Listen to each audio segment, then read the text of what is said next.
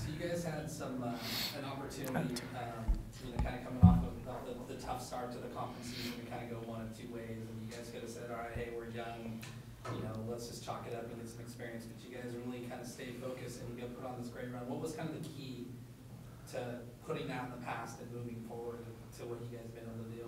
Just learning from the experiences and the hardships. And I think even during those losses, like, we didn't give up in the games. We accepted the challenge and we tried our best to come back, but we ran out of time most of the time. But we learned from the experiences and became closer as a team, and just became better and not bitter about it. And I think it's paying off now. Yeah, I mean, I think like last year, like you said, that's kind of what we did last year. We're like, oh, we're young, we can get it together towards the end of the season, and it didn't work out. But this year, we knew that if we really wanted something to get done by the end of the season, we had to focus and just come together as a team. Alan, you've been around Alyssa long enough, longer than Sydney has, but in terms of what Sunday meant, for her on senior day, the experiences you've had with her, and all that she's gone through as a player here and the different roles she's been asked to fill, what were your thoughts about that day for her Sunday? I mean, I thought it was great. I think it's great that she was the only senior. We got to just honor her because she's done so much for the program, and the fact that we got a win over a top 20 team was just great for her, and it just kind of solidifies what she is and what she means to the program. You guys have had this mentality of kind of going, you guys have talked about what's at stake, down the stretch here. Do you guys keep that same focus now going to the tournament, because you guys have had all this success and this great feeling, but now you still got work to do? How do you kind of put that in, behind and move forward and keep that same composure? It's definitely been a challenge with the winning streak, because you want to get excited about the wins and, celebrate a little bit because we've earned them. But then again, you're still fighting every single day for the ultimate goal, which is the NCAA tournament and hopefully a national championship. And so we just have to keep that on our minds, celebrate the day of the victory, and then next day get back to work, rest our bodies, whatever we need to do to prepare for our ultimate goal. And I think going into the Pac-12 championship, we still want to win.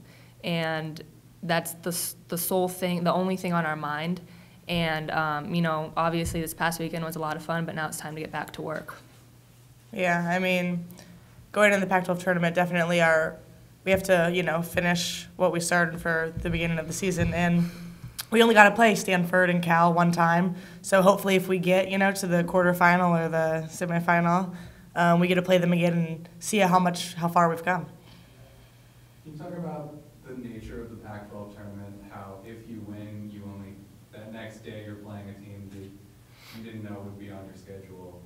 Just how does that impact preparing for a team? Well, none of us have done it, really. I mean, the first 2 years I was here, we didn't make it past the first round, but we have great coaches who scout different teams and just know exactly what they do. And since we've played them before in regular season, we kind of know what they do and their tendencies. So it's just kind of exciting. You never know who you're going to play, and hopefully you just get the job done and can move forward. Yeah, and like Allie said, our coaches prepare us for anything, and they're always prepared ahead of time. They always seem to be like 20 steps ahead of us and anybody else. Like, it's incredible how much work they put into preparing us and themselves for any situation. Coach Rook has mentioned that in practice you all buy into the scouting report, and it sounds like you believe in your coaches. Can you just talk about just the nature of that relationship? Oh yeah, we have to have complete trust in them. I mean, we know that they've worked hard to get us where we are. I mean, we wouldn't be here, obviously, without them. And just the way they scout teams and the way they know how to force teams to their weaknesses, and also how they prepare us for our strengths, to fight against them. So just what they do is the reason we win. Yeah, they're so dedicated, putting in countless hours in the film room, and we also put in a lot of hours watching the film that they prepared for us, but like I said, they're always ahead of the game. They want to make sure that if it does come down to the wire, that we're prepared and we know exactly what to do to execute and get the win. Given all that and the job that Scott and the staff have done, what are you guys' thoughts on him not being Pac-12 Coach of the Year? Well, I didn't know he wasn't. Didn't he get like ESPN Pac-12 Coach of the Year? Yeah. Yeah. Oh, well, yeah. that's that right there, ESPN. ESPN picked ESPN. He deserves so much praise and awards. I'm happy that he got the ESPN Coach of the Year for sure, but he definitely deserved Pac-12 Coach of the Year. He's done such a great job with us on and off the court all season and recruiting us to be here. He set this up, and so he deserves all the praise that he's getting right now. Definitely, yeah. Coach talked about the lessons you guys have learned. You guys have talked about that through the course of the year. What's the biggest lesson you guys learned from some of those tough losses and the way some of those games kind of finished out, and just that has allowed you guys to move forward? Sorry. Taking care of the ball for me, being the point guard, I have to make sure that, down the stretch, there's no silly turnovers or unforced errors, or just maintaining and controlling the pace of the game. And then also I think the losses were sort of good for us, put us through adversity in different situations. So at this point in the season, we know how to handle games and how to play and win 40 minutes.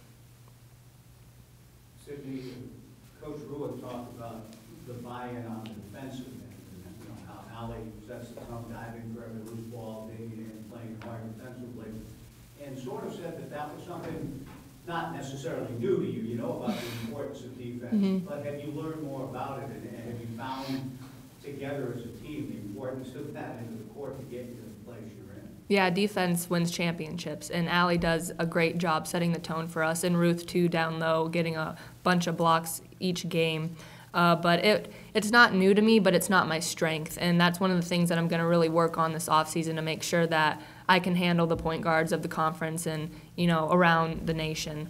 But she's done a great job picking up the slack where I fall short or where others may falter a little bit. But everybody on the team buys into the system and the scouting report, and we just try our best to take away their tendencies, other teams' tendencies. And Coach Rook has always emphasized defense, and he's big on that. Allie, what about for you in terms of the tone you set, diving for loose balls and the scrappy, the tough play? I mean, so has that always been part of your approach, or has that come about here? I don't know. I guess I just love doing it. I love being able to change a play with defensive effort, or I think it's something you can control sometimes. Just how hard you play. But I think everybody has strengths and weaknesses, obviously, in the game of basketball, and just to do what you do best. Like whether it be like Sydney, if she's a 3-point shooter, offensive assassin. As long as she does that, then we know that. That's why you have a team. Teammates do certain things, and you feed off each other. So I think it's just as a unit, I think we're clicking together. Sydney, this season is why you came in, right? But knowing where the program has come from, has it exceeded your expectations? Not really, because I've always envisioned helping this team get to where we are right now. And the goal still hasn't been reached yet. You still don't know for sure if we made the NCAA tournament, but I knew coming in that Coach Ruiz had a huge vision for this team, and he got the players to achieve it, or who he thought would be able to achieve it. And so far it's looking good, and it's exactly what I expected. Alan, you have more years of perspective on just the rebuilding of this program. I mean, the journey obviously always hasn't been easy, but it's so great to see that it finally pays off. I mean, even with every loss, you learn something. So I think that it's great that we're able to do that this year, and happy that the freshmen that came in had just a mindset that they wanted to become great, and so that's helped us, I think. You guys have talked about the lessons you learned from losing actual games. You also lost one of your best scorers in Jamie and continued to win ball games. How have you seen her handle being out? Scott said hopefully you guys get her back, but at the worst, you're the best horse player in the country.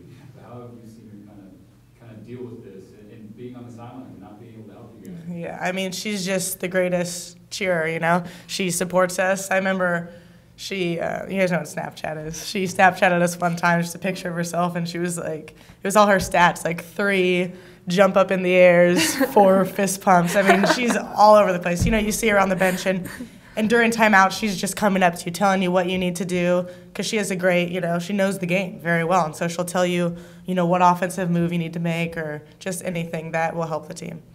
Her hand injury hasn't held her back energy-wise. She's always going to be energetic, whether she's on the sidelines or in the game.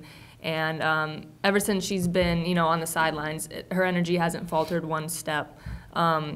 She always gives advice, like Allie said, and she just is always there for us. She has our backs to encourage us, to let us know if we're doing something wrong. So it's been frustrating, obviously, but she hasn't. We still feel her presence. Sid, you mentioned earlier how you're not necessarily surprised with the success of the team, but having just been named to the All Pac-12 team, are you surprised with your own personal success? It's an honor to get that, definitely, but I couldn't have done it without my teammates. Everyone has been stepping up their game offensively, defensively, like I've been saying the past few press conferences. And, you know, I just happen to hit a few shots, but they do all the hard work to get me to that point. So I have to give the credit to them and the coaching staff, and obviously to my family and my church family back home for the support over the years. Coach Ruick said that he didn't even notice until after the game was over Sunday. He looked up and some 5,000 people, and he was so locked into the task. I wanted to ask both of you what those crowds were like. Are you like him and not aware, or were you aware? Hey, this is cool, this is fun. Beaver Nation came out, and you could feel their support and their love for you guys. Yeah, I was aware it was like loud. It was loud, it was energetic, but I didn't know that there were that many people there. When he said, look behind you, and it went all the way up, oh, that was awesome. I didn't know that there were that many people, but I could definitely hear it. And you feed off the crowd. They cheer for like a rebound, and you know, yeah, you go just crazy. the simplest things. Yeah. Yeah, it's really cool. I never look at the crowd. You obviously see around the court, you see that. But Devin, right after halftime when we were taking the floor, she said, look up. And that's when I saw it, and I was like, oh my gosh, like all these people are here it's incredible. So their support doesn't go unnoticed. And it's so loud in there. It was such like a playoff feel. So it's been awesome playing in front of them.